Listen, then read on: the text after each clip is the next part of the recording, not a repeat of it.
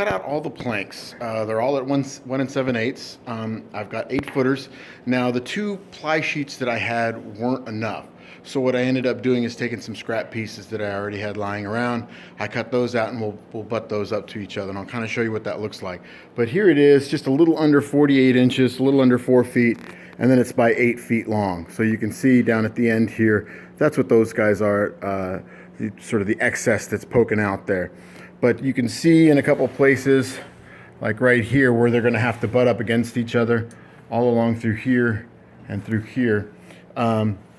I tried to keep them all in the center, about 10 strips back, because we're doing that boat shape, that curve shape. So at this point, what you're going to need to do, what I did to clamp it together just to kind of get an idea of how long it is, just under 47 inches. I'm okay with that. I'm going to leave it at that. Now you're going to need a whole lot of glue and a whole lot of clamps, and I don't think I mentioned that in sort of your tools list of things that you would need, but that's the next step. We're just going to start laminating these guys on their sides as we go through this last piece. Oh, knocking one over. So what you're going to want to do is just put glue right on that one side, start stacking them, knock them down, tamper them down, and start clamping it. Got the tabletop all clamped up.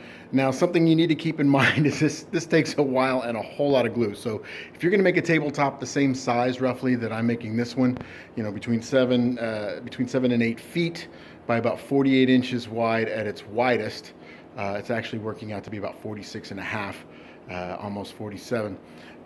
It's going to take almost a gallon of glue and a whole lot of clamps. So let me show you what that looks like. Right now it is gluing up. And a couple of things to keep in mind when you do this. I had some good sides and some bad sides of this plywood. Okay, meaning that some had gaps in it where the wood broke out or was chipped kind of like this, or just had little gaps like right in there. So I tried to keep as many of those on the back side or the underside of the table, which is the side that's showing here. By doing that, it allowed a couple different things. I can pound that wood down to try to make sure that every single slat is level with the next one on the underside. Does that make sense? So I want this facing down. Also, the glue obviously will go down as it's squeezed more so than it goes up. Now it's going to go, when you clamp it, it's going to go up, out, anywhere that it possibly can, but you want most of it to let gravity do its job and pull it down. That tends to fill the gaps as well. So you're leveling it off at the bottom, you're filling the gaps, and you're able to just really pound it if you need to get everything kind of in line.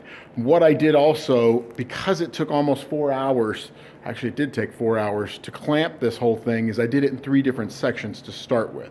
So I broke it up into about 20-25 pieces each, clamped those, glued and clamped those, moved on to the next one, did about 25 pieces each, glued and clamped those, and then pushed them all together. So now 2 of those sections are all together, and then I did the last grouping, pushed it all together, and then finally put the large clamps on there, because over a 4-hour period of time, that glue is going to start to set.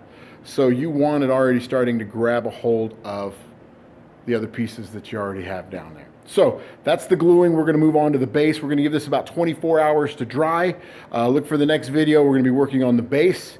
And then the one following that, we're going to come back to the tabletop. We're going to start working on that and getting that all cleaned up and nice and polished and varnished and all nice top. All right. See you soon. Bye-bye.